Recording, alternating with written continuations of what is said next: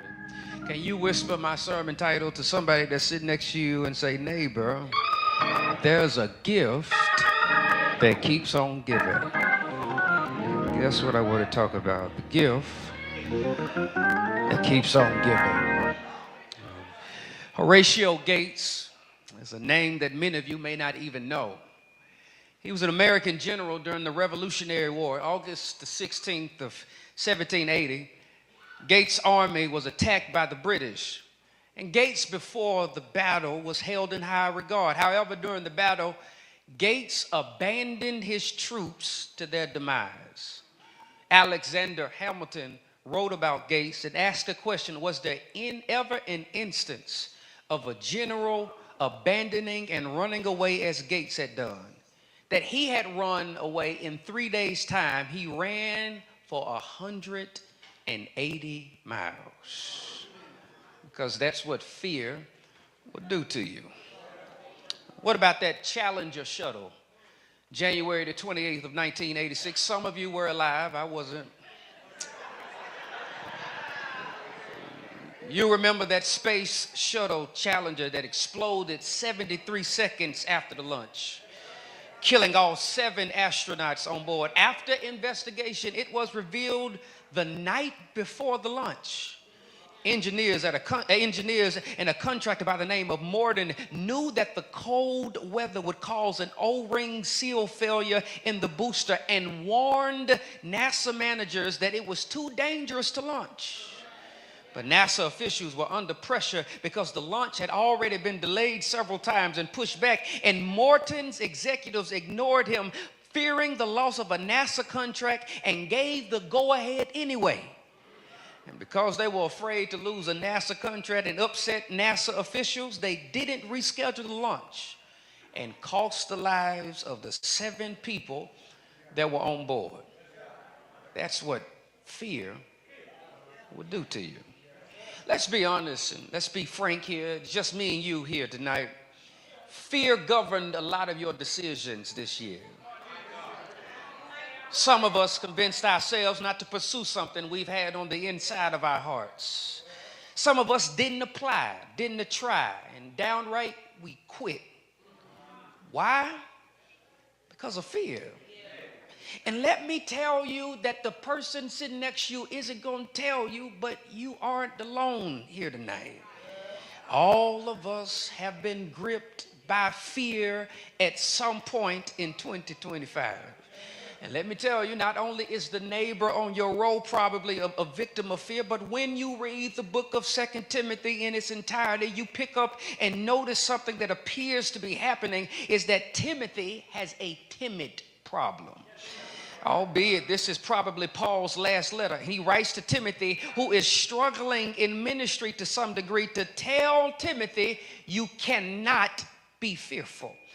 Preachers, verse 6 and 7 are what one of my favorite scholars by the name of Ben Witherington, he says that it is verses 6 and 7 that are referred to as a proposito. It's where we get our English word proposition. It's the thesis statement to which all of the rest of the letter hangs on when he says, therefore, I remind you to rekindle the gift of God, stir up the gift, fan the flame that is in you through the laying on of hands. For God has not given you the spirit of fear, but one of power, love, and sound judgment. Notice that word fear there. It's not the typical word to what means to merely be afraid of something. Actually, in the Greek, it means to shrink back and to run away from something met with opposition.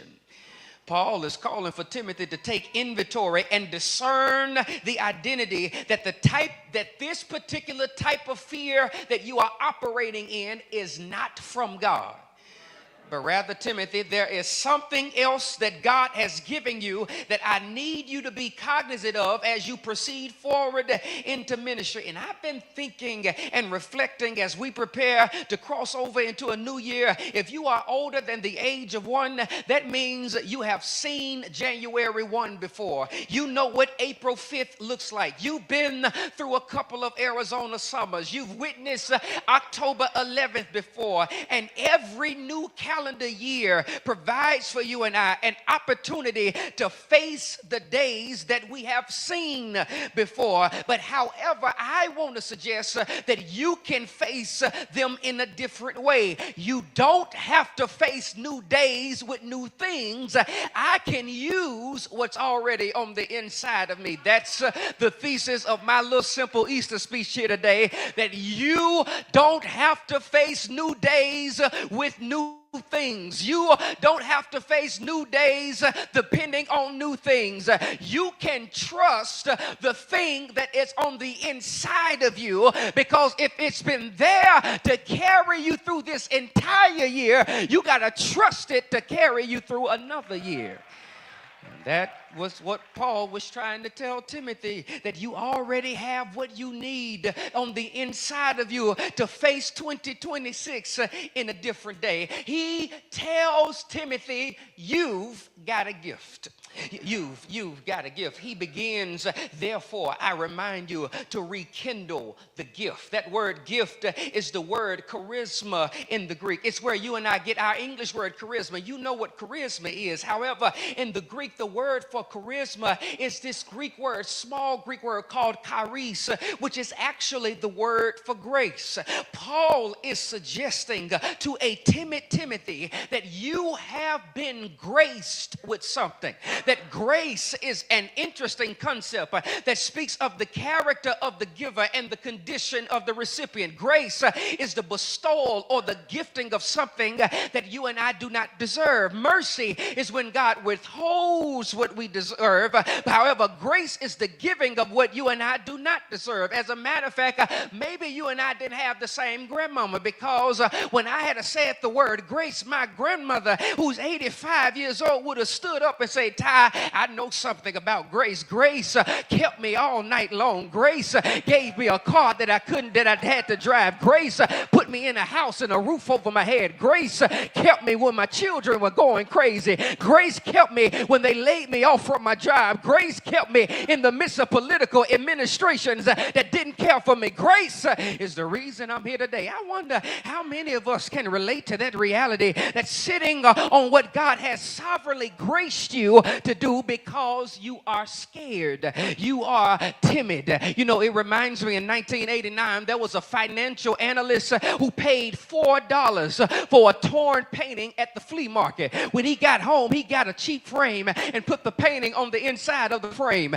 He ended up discovering that he paid $4 for what was an original 1776 copy of the Declaration of Independence. It went to auction in 1991 and it sold for $2.42 million, setting an American record at the time.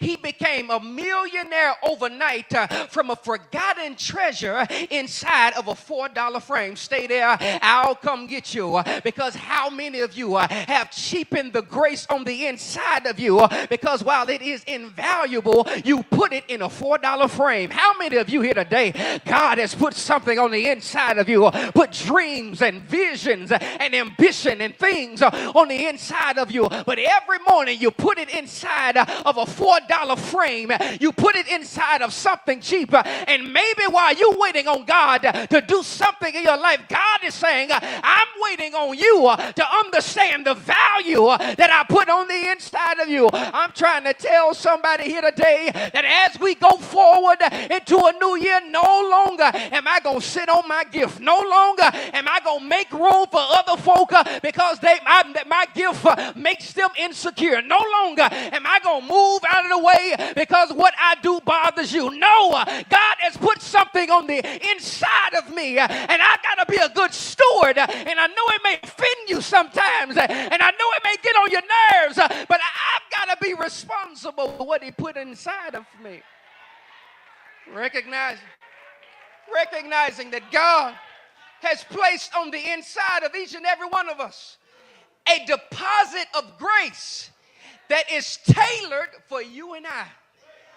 You've got something that is tailor-made just for you. Hold on. I've got something made that is tailored just for me, and I ain't worried about what you got. I'm just going to work what I got. All right, I got it. Just go. And when you process life, and when you process every day of 2026 with the reality that God has graced you with something that is invaluable, it changes the way that you will approach every single morning of the rest of your life. You see, it reminds me of Vivek Ranadavi, who coached his 12-year-old basketball daughter's team. He had never played basketball before, but that was actually the strength of his coaching. His outside perspective led him to ask a very basic question. He said, why do teams yield most of the court by retreating on defense? Instead, he coached his outmatched girls team to play what's called a full-court press every minute, contesting the inbound passes from the team that they were facing. And one writer says what Ranadivi did is he refused to play by Goliath's rules. You see, that's what you and I can do when we have grace on the inside of you. You ain't got to play by Goliath's rules. Every day you get to make the intentional decision that I'm not going to live today by Goliath's rule. I'm going to choose the rules of grace. I'm not going to go to my job by Goliath's rules. I'm going to go by grace. I'm not about to leave my house by Goliath's rules. I'm going to go and I'm going to approach it by grace. You've got a gift, but you've got a gift, Timothy, that's not original. Therefore, I remind you to rekindle the gift of God that is in you. Therefore, I remind you to stir up the gift. Therefore, I remind you to fan the flame that is in you. I think I like y'all better on Sunday morning. Let me try it better. Therefore, I remind you to stir up the gift. Verse 5 says, but go back to verse 5. It says, I recall your sincere first faith that first lived in your grandmama. And after it lived in your grandmother, Timothy, it then lived in your mama. And Grandma Lois passed it down to Mama Eunice, and Mama Eunice passed it down to you. What it shows us is that faith transcends generations. This means something to each of us personally, because hear me, the first disciples every child ought to see is their parents. You wonder why they don't like church. It's because they sit up and listen to you gossip on the phone all day long, and then come in church lifting up holy hands, and they supposed to believe it. No, they are only a representation of what they see on the daily basis. He received the faith from grandmama, and then receive the faith from his mama.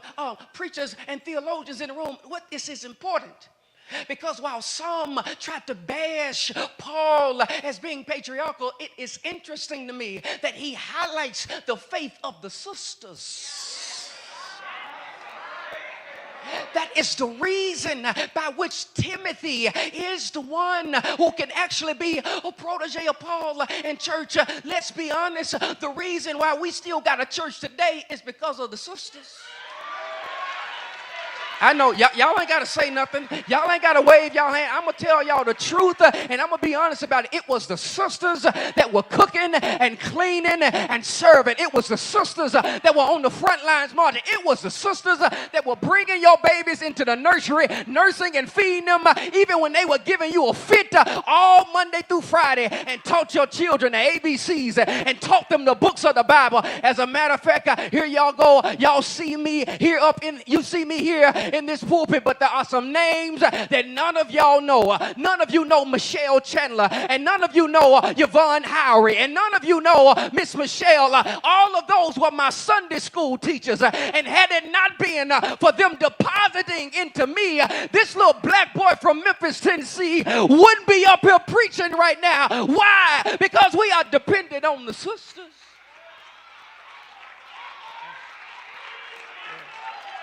That's they. Timothy. Timothy is a recipient of the sisters that had enough sense that before he went to bed at night would anoint him with the oil and say, devil, you can't have my boy. And would teach him what it means to pray, and would teach him that before he eats his food, that he needs to put his hands together and pray. It was the sisters that taught him the stories about Adam and Eve and Noah's Ark and Abraham and Isaac, and taught him the story of how Jesus died on the cross one day but got up with early Sunday morning. We need the sisters. But this is what it means personally. That all of us are recipients of a faith personally. But can I push this further? Because here we are gathered corporately as a body of believers. We are a church that is 120 years old. And in 2026, we have to keep in mind that the faith deposit that we have today is built on the foundation laid by other folk. You see, it was the Second Baptist Church that was founded by John Bell, who was a missionary. John Bell passed the faith down to Reverend Warren Burgess, who served this church from 1905 to 1910. Then he passed it to Reverend Elmer Burkhalter, who received the faith from Reverend Burgess, and he pastored this church from 1924 to 1928. He then passed it down to Reverend Charles Favors, who was here from 1933 to 1942. He passed it down to Reverend Luther Nelson, who passed it here from 1943 to 1954. Nelson then passed it down to Reverend A.G. Kendrick, who passed it here from 1954 to 1965. Reverend Robert Nesby received it from him and passed it here from 1965 to 1975. Then there was Pastor Robert Chu, who received it from him and was here from 1975 to 1976. And then there was Dr. Warren Steward, who received it from Chu and was a pastor here from 1977 to 2025. Every pastor prior has passed the faith down because that's what the church is supposed to be doing. The church is supposed to pass the faith down, and we are recipients of a faith that has been passed down from a previous generation. However, every pastor, friends, that has received the faith has a responsibility to the faith. You notice these words, therefore I remind you to rekindle the faith, to stir up the gift, to fan the flame. He says, therefore. Now, you know what that means. Anytime you see therefore, it's there for a reason. It's intricately tied to the following action, because you understand that you have a responsibility to steward what has been received. He commands Timothy to rekindle the flame, to stir up the gift, to fan the flame. It's not that the gift has died, but let's be honest, sometimes gifts can go dormant sometimes, and you have to tend to the gift. You got to nurture the gift, and you've got to rekindle the gift. And why? You've got to rekindle it because God has not given you the spirit of fear. That word fear there, it actually is the word where we get coward from, or cowardice. How are you a good steward over your gift? You've got to keep your gift alive. Timothy, you've got to keep it alive. Timothy, you've got to stir up the gift. And Timothy, you've got to keep the gift alive when people are loud in meetings but send you anonymous emails as if you don't already know who it's coming from, criticizing you about the changes that you had to make even though you've only been here a short time. Timothy, you've got to stir up the gift even when they police you and your wife's social platforms and try to twist and distort things for whatever their benefit is. Timothy, you've got to rekindle the gift when you get criticized for taking down a picture and attempting to erase your predecessor, and you ain't even know nothing about it. Let me pause here for a moment. Church, you ain't got to make a choice between loving me and Warren Stewart. It ain't an either or. It's a both and. You can love him and you can love me. You've got to rekindle the flame. You got to rekindle the flame even when false prophets who tell the church that you aren't supposed to be the pastor and you ain't going to last that long. You got to rekindle the flame when your decision making is questioned, when the majority of folk don't even have all the facts. Oh, y'all thought I was still talking about Timothy.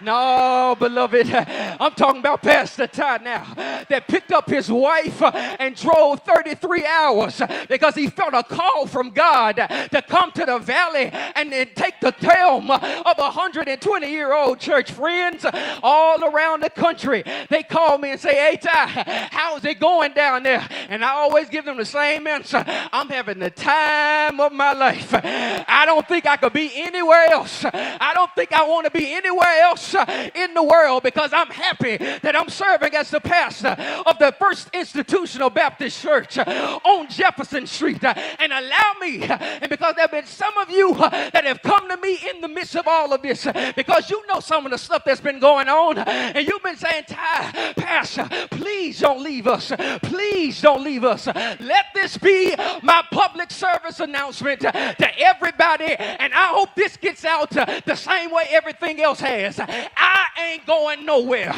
Every single Sunday morning, I'm going to be here preaching the gospel. I'm going to keep on saving people. I'm going to keep on feeding people. I'm going to keep on baptizing people because God called me here, and God is the only person that can remove me. Look at your neighbor and say, neighbor, stir up the...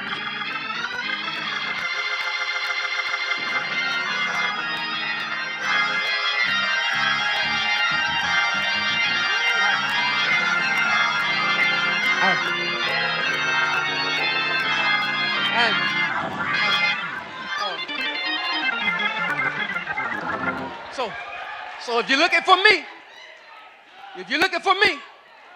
I'll be here Sunday morning at 9 a.m.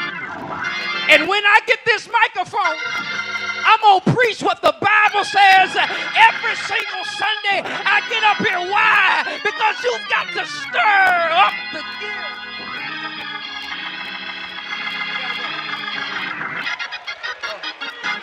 Let me hurry. Let me be done. Because I made somebody upset. Let me hurry. Let me stop. I know some of y'all upset. It's fine. But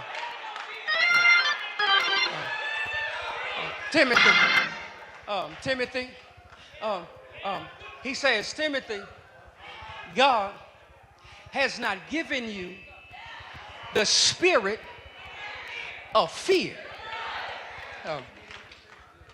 I'm not telling you you can't be fearful, but fear can't control you. Everybody in here is going to have to take inventory because there are two spirits at work in the life of Timothy. There's a spirit of fear, which Paul tells him if it's fear, it didn't come from God. But he gives us the ability to discern whether or not what we receive comes from God by giving us a definition of the type of spirit that the Lord gives us. He says the Lord gives us the spirit of power, love, and a sound mind. We could have been done, but because you didn't say nothing, I got to explain it to you. Power, love, and a sound mind. Love. It is that Greek word agape, which speaks of God's predisposition towards us despite us. It's what God always views us as. So he says, God, it's the spirit of love.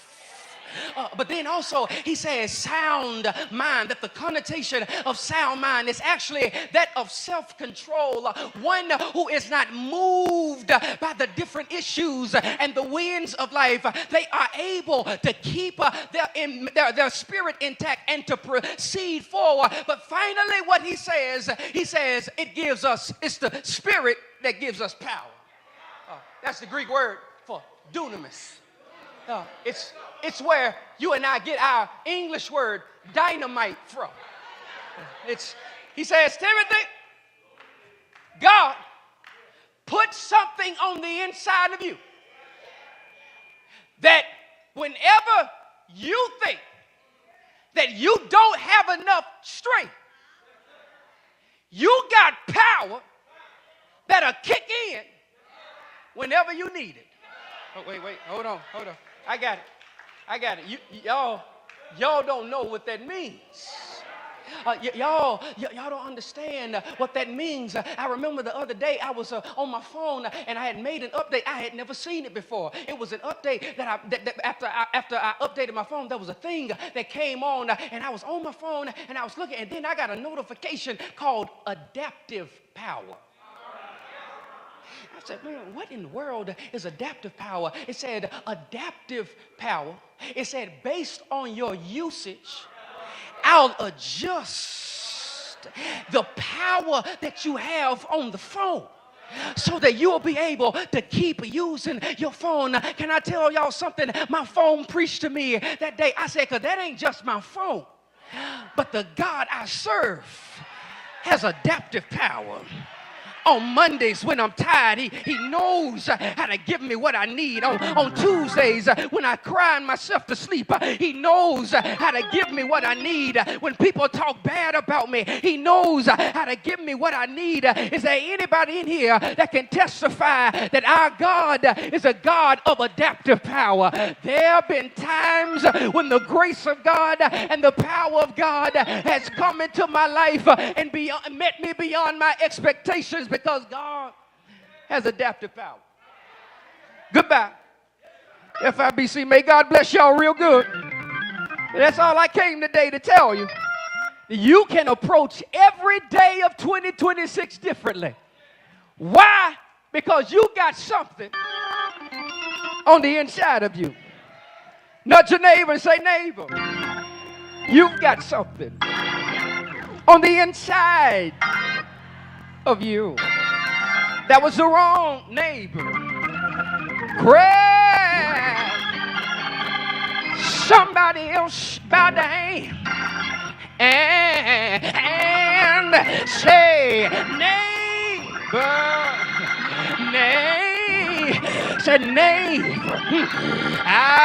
I've got something on the inside of me.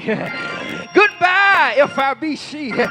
May God bless y'all real good. I gotta get on from here because I gotta go on home here. But let me tell you that I got something. You got something on the inside of you. Turn to a neighbor, grab that neighbor by the hand and say, neighbor, you got something on the inside of you. Bye-bye, FIBC. May God bless y'all real good. Our Happy New Year. I'll see y'all on the other side. But there was a little boy that was on a trail with his daddy. And while he was on the trail, his daddy came, and they came into a big rock. And while they were at this rock, his daddy told him, son, get down and push the rock and use all of your strength. He got next to the rock and he began to push the rock, and he pushed with all of his power, and then he backed up for a minute.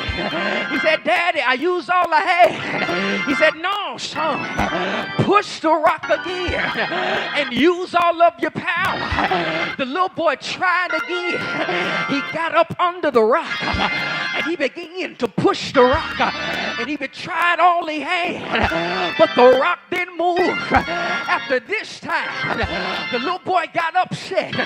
He said, Daddy, you told me to push with all the power I had, to push with all the strength I had, and I tried, and the rock didn't go nowhere. And the daddy took his son and patted him on his head. He said, son, you didn't use all your strength. He said, yes, I did, Daddy. I used all I had. He said, son, no, you didn't. He said, because I'm standing right here. Bye-bye now, y'all. Can I tell y'all why I'm going to make it through next year? It ain't because of my strength, but because my daddy got the power to push me forward. Yeah! Lord have mercy. I got to get on out of here. But lift your hands in the air. Shout yeah! Shout yeah! Shout yeah!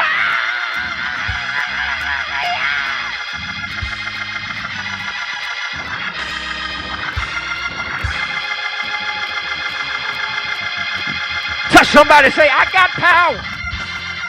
Tell them, I got the power. Touch, that was the wrong neighbor. Tell them, say, neighbor, I got the power. And say, it ain't my power. It's the Lord's power. That's how I keep on walking. That's how I keep on marching. Because I got power. I got the power. And if you got it today, shout yeah! I think I feel a praise in the room. I think I feel a praise in the room. FIBC, we ain't never done this before, but I think I feel a shift in the room.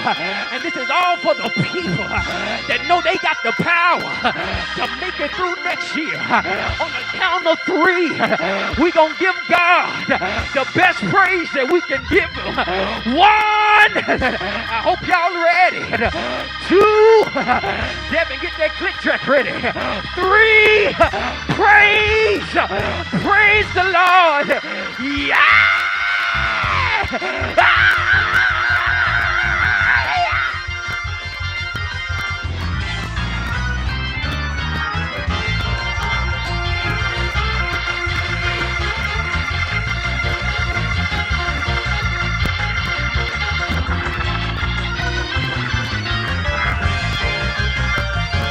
Clap your hands. Clap your hands.